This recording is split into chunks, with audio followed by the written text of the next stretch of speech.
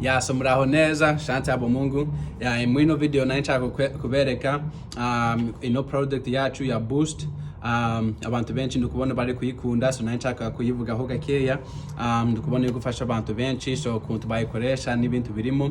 So no Boost niyo gutanga nyine Boost nyine ka energy ku bantu bakeneye imbaraga, wabo bari ku kazi kuri office cyangwa barushe mu munsi wabo.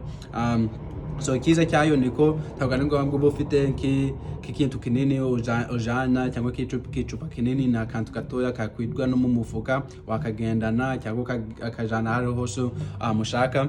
So ino Boost yo kiza cyayo niko tangaruka zayo kubera bikodwa mu mbuto.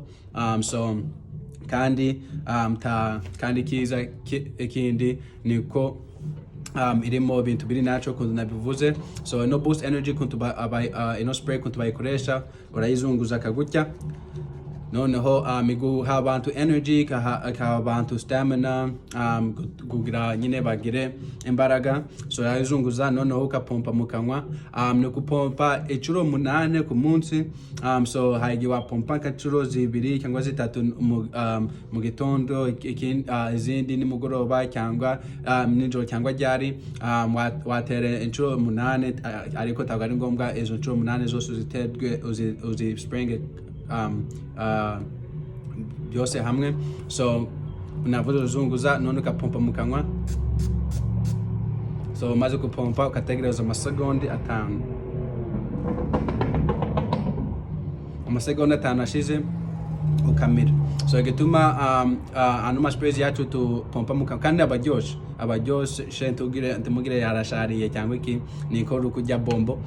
So spray yacu like igituma tu springa mu kanwa kubera niho my nervous system yacu niho agera, bituma igera mu mubiri hose vuba.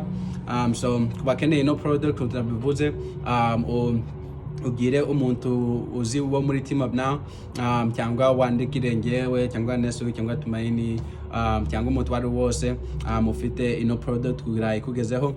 So murakoze cyane.